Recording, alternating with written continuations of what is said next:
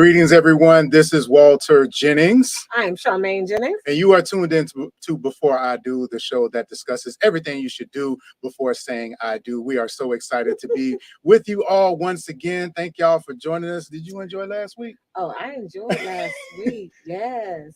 Great topics. Yes, indeed. And so with that being said, Couples Academy, many of you wrote in the comment section last week. Our topic was if I knew then what I know now. Yes. Ooh. And so we had some great discussions. If you missed it, go back and watch. Yes. All right, you can still go back and watch it. But I want to start with a poem. A poem. A poem. Okay. Yes, a poem that our wonderful, wonderful, faithful Couples Academy you created. All right. Yes. And so tonight we expect you to be just as active. Post, put things in the chat area, encourage each other. But this is the poem that you, my people, created, and it's called "If I Knew Then What I Know Now." Ladies and gentlemen, Couples Academy poem. If I knew then what I know now about dating and marriage, I would not take communication for granted. Our connection that we created would be free of lies and betrayal. I would have had children. I would have considered that for better also comes with for worse. I would think more about what that means. And it seems so simple. If I only knew back then what I know now. Y'all better give some snaps. We're going to snap it up. Snap it up for y'all. So once again, that was the chain poem that you all contributed to. Thank you for everyone that tuned in and also posted your If I Knew Then What I Know Now. And so we are looking forward to another interactive show tonight. Got a really hot topic for you all. Yes. Why should I get married? So we know that it is a controversial topic here in this day and age. So we're going to dive right into it. We're going to get into the benefits, going to talk about the barriers first. And so before we get into that, we're going to take a really quick commercial break. So you all grab you something to drink and also get ready to tune in and to contribute to our topic for tonight. Thank y'all for coming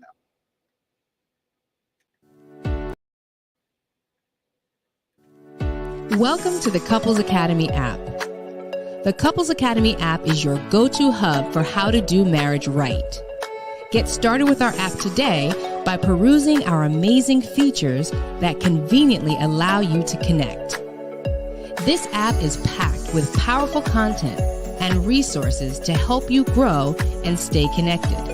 With this app, you can watch our messages, find marriage resources, watch, listen, and read the real-life stories of restored couples, sign up for events, read articles and blog posts, stay up to date with push notifications, share your favorite messages via Instagram, Facebook, Twitter, or email, and download messages for offline listening.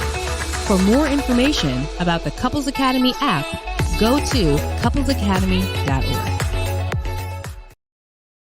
All right, everyone, welcome back to Before I Do. Tonight's topic is, why should I get married? So obviously this is a very hot topic when it comes to millennium and Gen Zers. For those of you who may not be aware, marriage rates are at an all-time low. Since 2000, the U.S. marriage rate has roughly been around 8 marriages for every 1,000 people. Now that rate has dropped down to 6 marriages every 1,000 people. And so there are a lot of different contributing factors and things that make up that decline. Some of it relates directly to women having more education, also women with more participation in the labor force, women in their economic independence. You see how it has a lot to do with women, and also gender equality, declining religious adherence to marriage, public disenchantment with marriage, this whole idea about the institution of marriage. And apparently there are some challenges with the way that it has been expressed over the years. So the whole question begs to be asked, why should I even get married in the first place? Why should I get married? So yeah. Well, women, we're leveling up. And so with a level up, does that mean that marriage isn't necessarily benefiting us? Well, so there's a big, big question. There's a barrier, right? And one of the barriers as to why the shift in this data and this research as to, specifically women may not choose to get married is it goes back to the patriarchy and legalism. And so just thinking about at one point in time, marriage traditionally it deferred from culture to culture. And for the most part, it limited it limited women, but it benefited men. Mhm. It was one of those things where women had to subscribe to the belief system. They were treated almost like property, like Mhm. dependents, like children. And so when we think about that, why would that's a concern that some of our millennials and Gen Zers have about getting married. I don't want to sign up for that, Mhm. and so it's really important for us for those of us who are married, it's really important to encourage that while that might be a barrier, while that might be a mindset, as you are dating, have these conversations. Mhm. Talk about what it is that you need, want, and expect, and keep your standards high for what it is. You shouldn't have to give up gaining a life partner, right? Your life story, your love story. You shouldn't have to give that up Mhm. because of the fear of, nope, I'm not going to subscribe to this old school patriarchy. There is a man out there who loves you and is waiting to be a part of, to build this life story with you. And believe me, he's not going to treat you like property, and he's not going to treat you as if you are less than. And yeah, less valuable in the relationship. So, And I think it's important to remember too that the marriage, the way that it's executed isn't necessarily the way that it was designed. So this whole idea of it benefiting men and the patriarchy and the way that women have been marginalized and silenced a lot when it comes to their usefulness within the marriage is not God's design for a marriage. That no. is not what He intended from the beginning. That was not the purpose of marriage. Both individuals play an important part of cultivating and to accomplish the goal of reigning and dominion upon the earth.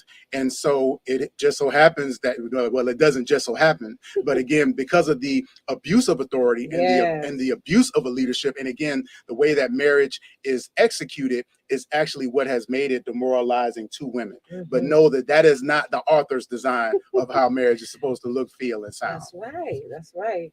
So one of the second things that becomes a barrier to marriage are the childhood experiences. There are a lot of individuals, because of what they saw modeled in their home, whether they came from a home where there wasn't a marriage for them to observe, or they observed a marriage that they deemed as being negative, or on the flip side of that, if they observed a marriage that was positive, they Mm. can set some expectations that may be hard for them to meet as they grow and as they go into dating and really looking for someone who can give them what they saw their parents have, or looking for someone, or not looking for someone because of what they saw modeled in their marriage and in their parents in their household.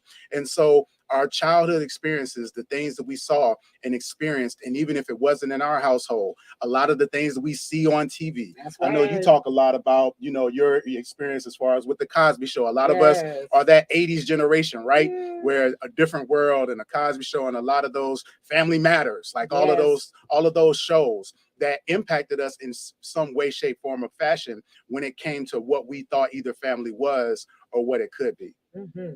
So yeah, childhood experiences are powerful. We get a front row seat. We're Hmm. eyewitnesses to what a relationship can be, and that definitely plays a big role into why should I get married, right? And so childhood experiences can be a barrier, but guess what? We can always turn that thing around, Absolutely. and we can model the model. And as we're doing marriage the right way, that barrier can turn into a benefit. And it also, too, is a reminder to us, especially as parents, to not only be mindful of what we are modeling to our children, but to make sure we're having ongoing conversations with them about what are they seeing, Mm. how are they feeling, and how are they processing what it is that they may be experiencing when it comes to either observing our marriage, our relationships, or even just in general about how they observe us and the way that we navigate, being with people. I mean, sometimes we teach our children more, or again, people who are watching, the next door neighbors, people across the street, we sometimes teach them more, or people learn more by what we don't say. Hmm. right? And so, you know, it's very easy to say, oh no, well, you know, people see us and we're doing great. It's like, sometimes people learn more by what you're not saying, Hmm. and where you're not necessarily, which when you don't think they're watching. People listen to what you say, but they're watching how you move. That's They're right. watching your actions. Does it align? So we have to be definitely careful of that. And another barrier, again, why should I get married? We get that question a lot. Millennials, Gen Zers, there is a huge fear of divorce.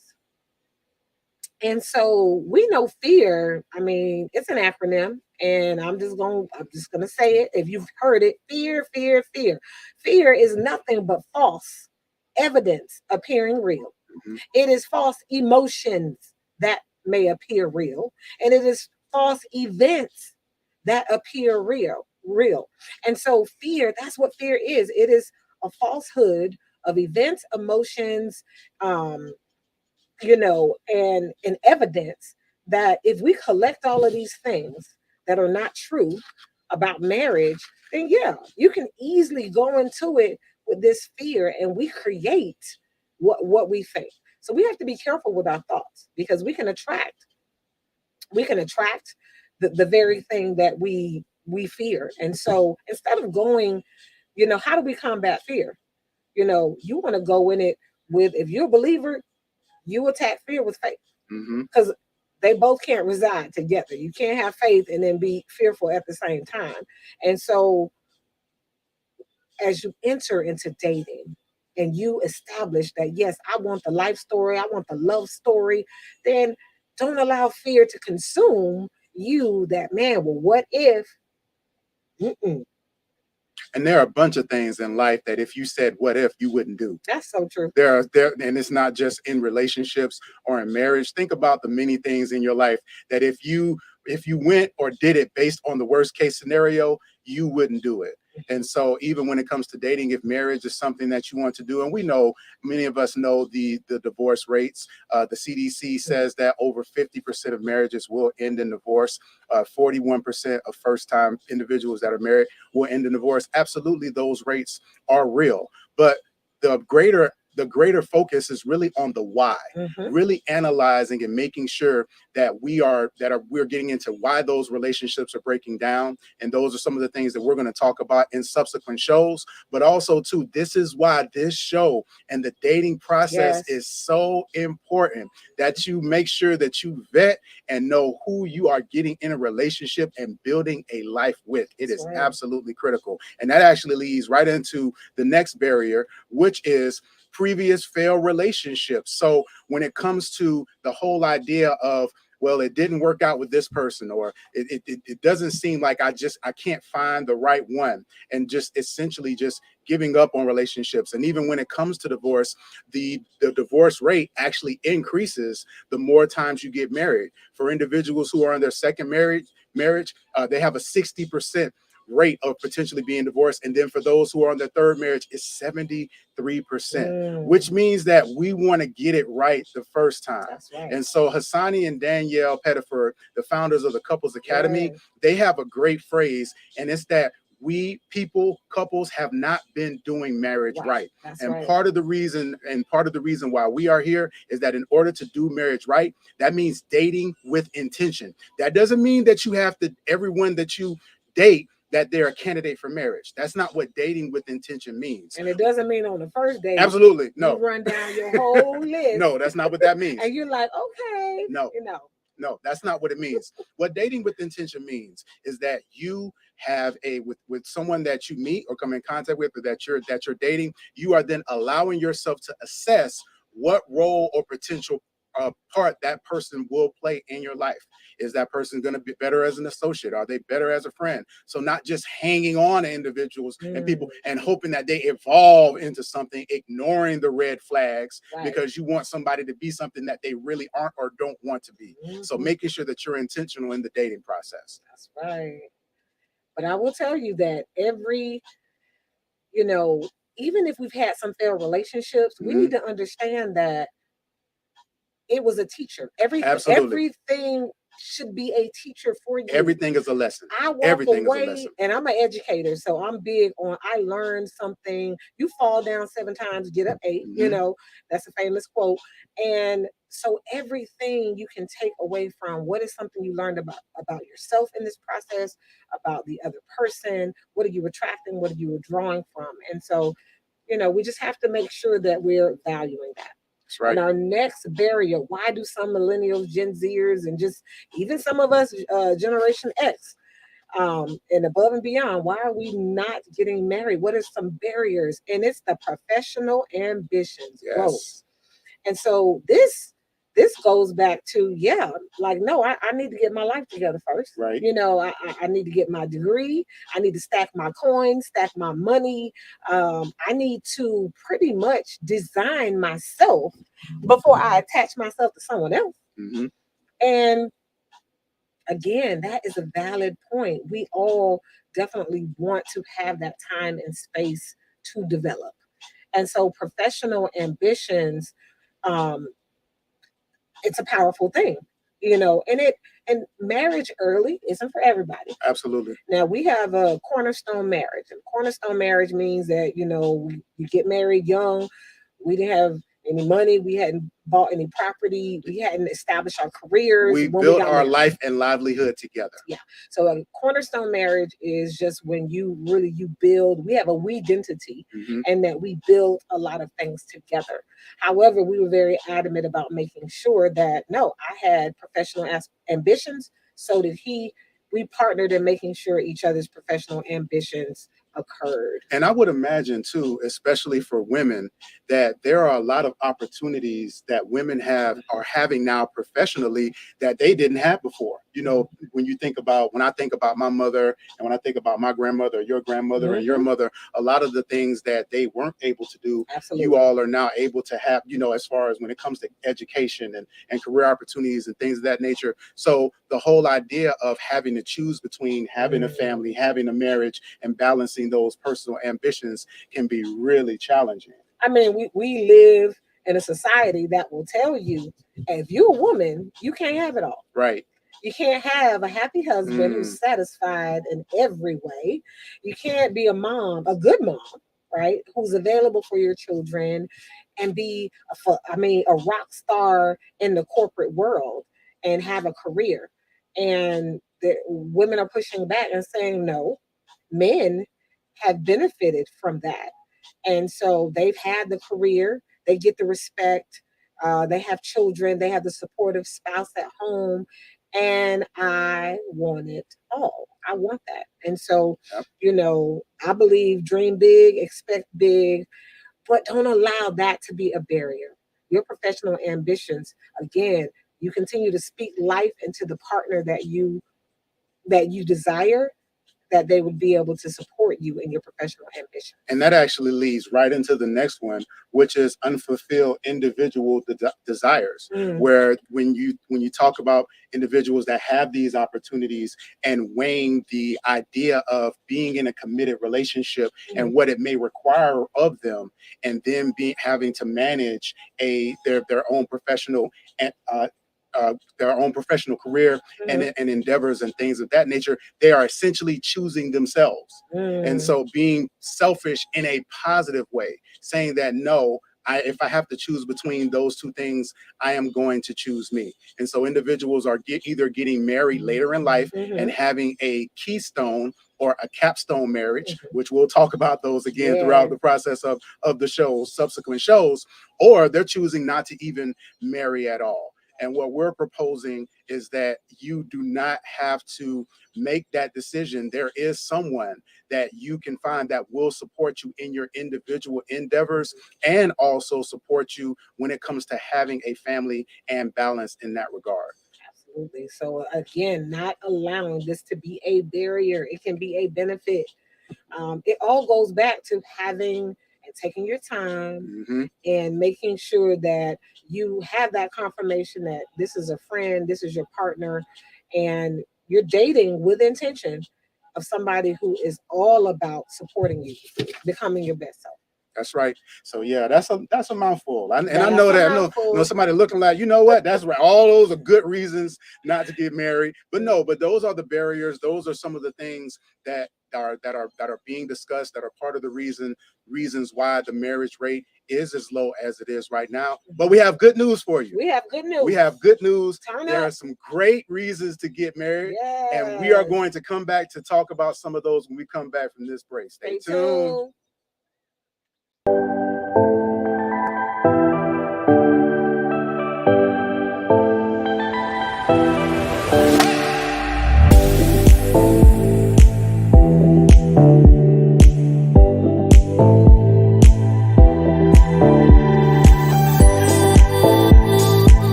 All right, welcome back to Before I Do. Tonight we are talking about why should I get married, and we just reviewed the 6 barriers, some of the common things that people are saying are preventing them, or reasons why they are not going or don't want to get married. And so now we're getting ready to go into some of the benefits, because there are some benefits to being married. A lot of benefits. There are benefits to being married to me, right? Okay, I just want to make Of sure. course, of course. Yes. Are there benefits to being married to me? I learn more and more every day. Absolutely. Oh my gosh. Okay, so benefits number 1, better, this might be a surprise, but better physical health. So, yes, being married, according to Harvard Health, married people may take fewer risks. They eat better. They maintain healthier lifestyles on average compared with single people. And there's also evidence that married people tend to keep regular doctor's appointments and follow doctor's recommendations more often. And we know why that is. All the men out there know why that is, because your wife is not going to let you miss an appointment, getting your blood drawn. But that's part of that accountability and full transparency. My wife has been absolutely stellar in making sure that I stay on top of my physical. I come from I'm not trying to blame place, but I come from a long line of men. Like I come from a long line of men. We don't do doctors. We won't do doctor, visits. We won't do any of that. If you got to go to the hospital, like something is really, really wrong. But that was something that I saw modeled, and so it was like, no, I'll go to the doctor when something is wrong. But I've learned to be proactive because I have a spouse and a mate that holds me accountable in that regard. And then also too, you talked about the physical exercise and how I encourage and help you in that, right? This is true. So you just gonna make sure you get your we got to have some balance. Okay, so it is so true. So sometimes in the relationship, you might have one person that maybe they're more avid, they're going to shop, buy healthier foods, things like that. And then the other partner might be more like they have the discipline to work out. And I'm not that person in our relationship. So so I'm very thankful. I'm very thankful to him, because he's like, come on, let's go. Let's do a 4 mile, or let's do this and do that. And so I'm thankful for that. But I am the one that will shop and buy healthier foods. And ironically, too, when I think about our dietary journey, my wife is a pescatarian. We stopped eating, and this is not to judge anybody. We're just talking about our story.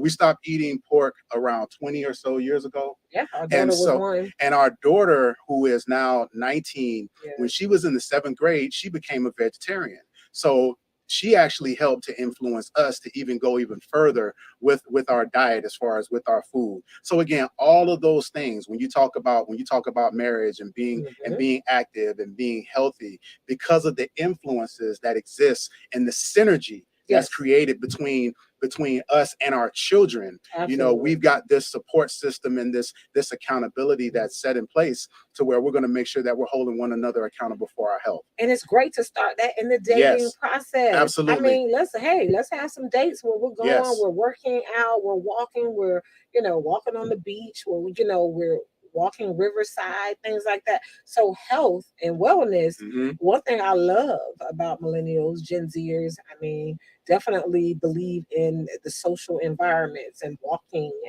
and getting out of the house. And so continue to do things like that.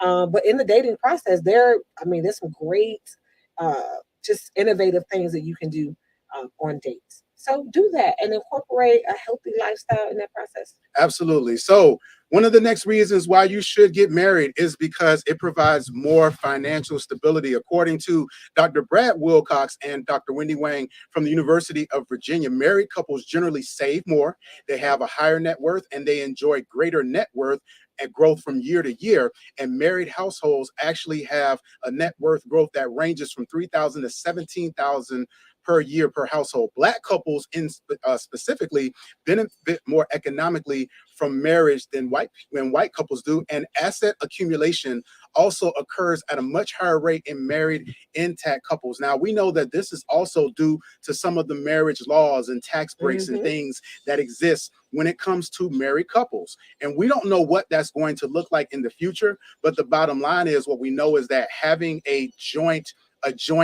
income, Mhm. having both individuals in the household that are working, that are able to pool their resources, there is such great financial power that's found there in being able to pool your resources together. That's right. And I use all I use all I take advantage, full advantage of all of those financial Oh benefits. goodness, I need you. But yes, that is a great benefit. And study shows too that it really does support um the health and well being too of children. It Hmm. provides that stability, um, for families, especially if you plan on having a family and adding children to the marriage. Right. And speaking of children, that the next one. All right. So great is social mobility. And this is pretty much the movement um, and time of individuals, families, and other social units between positions of varying advantage in society. So classical authors have studied social mobility primarily in its contribution to class and status. So this goes back to, again, um, when you have parents or family who they're married, they tend to have higher capital, gross income, and they're able to do a lot more with the resources and tools that they um, as my wife mentioned, she works in education, and I work in higher ed.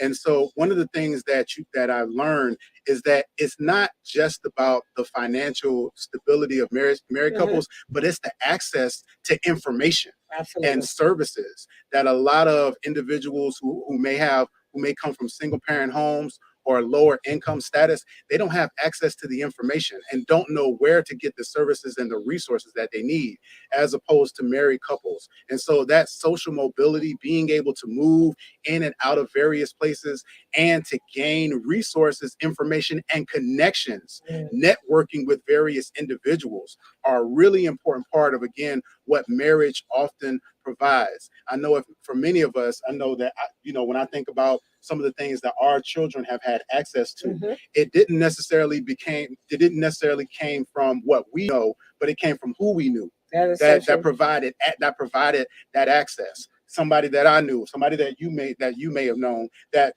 we would have lost that connection if I was a single parent or if you were a single parent. And it's unfortunate, being a single parent is really, I mean, it is a big job. Absolutely. And we definitely commend those of you who are doing the wonderful work. And you're doing that work solely on your own. And so, but I will tell you that I would always remember my mom saying, "Oh, you know, tell your daddy to sign your Mm, field trip permission mm, slip, or tell your dad to do mm, this or to do that." And I really didn't understand it as a child, but as an adult, I do see sometimes a different response. mm. When with our daughters, I would say no.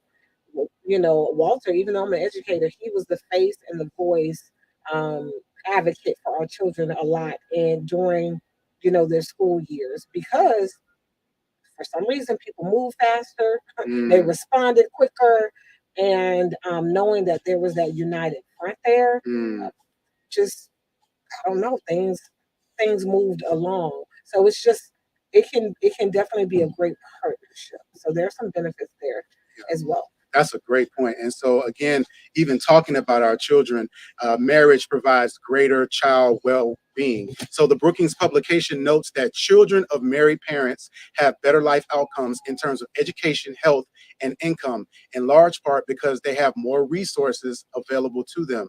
In the United States, marriages are excellent institutions within which rear children well and optimize their life choices. So all of this, again, it ties into that social mobility and that well-being. And just so you all know too, when we talk about these benefits of why you should get married, we're talking about the best case scenario and doing marriage right. That's I know some of y'all are looking like, my parents.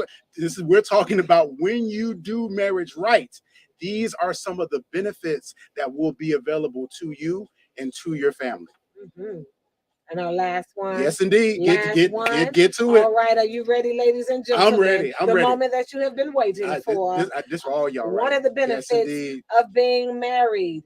All right. Once you get that ring on your finger, you walk down the aisle, you do whatever it is you need to do. The benefit is more sex. Won't he will? More sex. Won't he will? More sex and more sex. Can you say the word sex? I can say Did I sex. say it 3 times? Yes, you did. One time for the, okay, I'm not going to.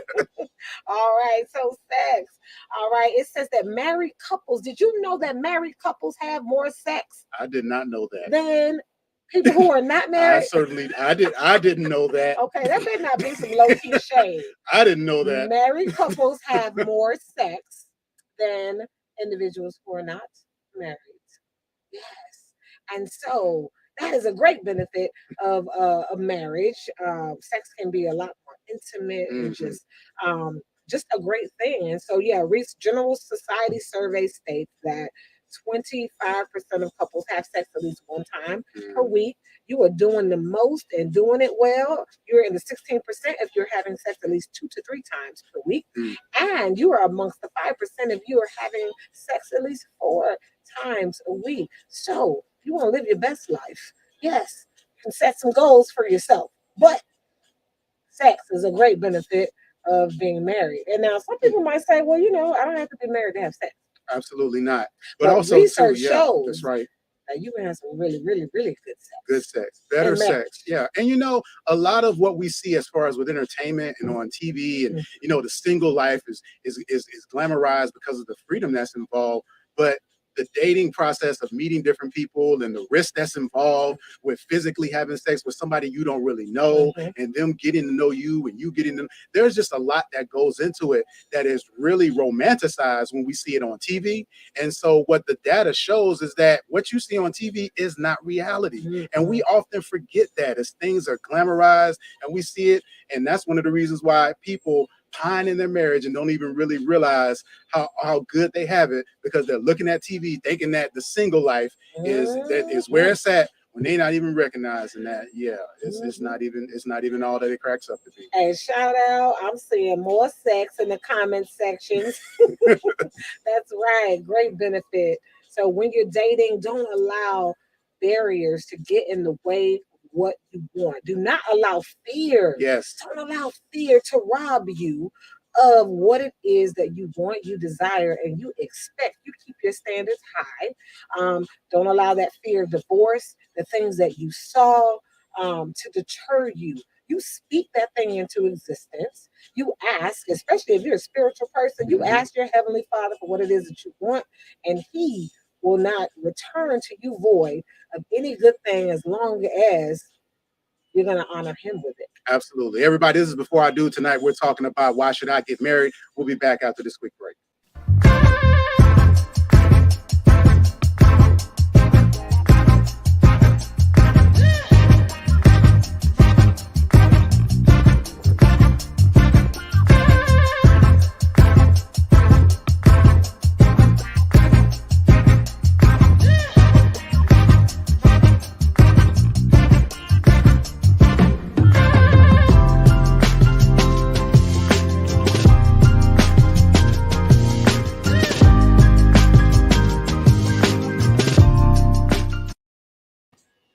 Welcome back to Before I Do. And we ended on more sex. So if you missed it, you missed the sex part.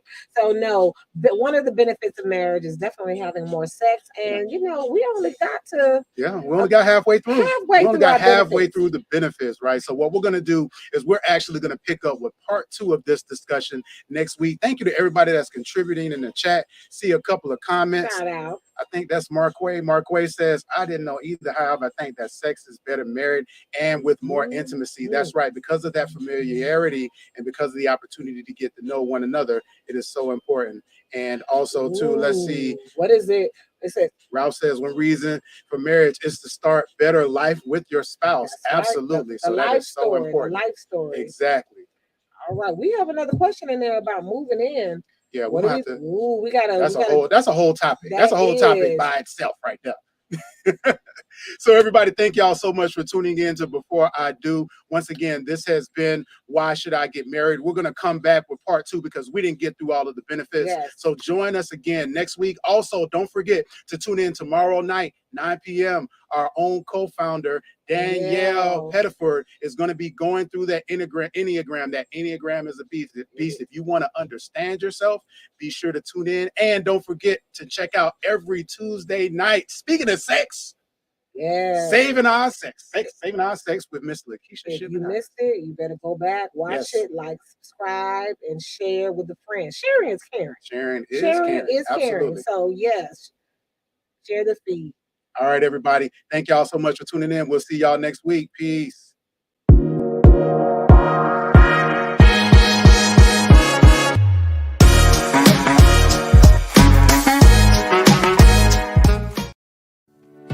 Welcome to the Couples Academy app.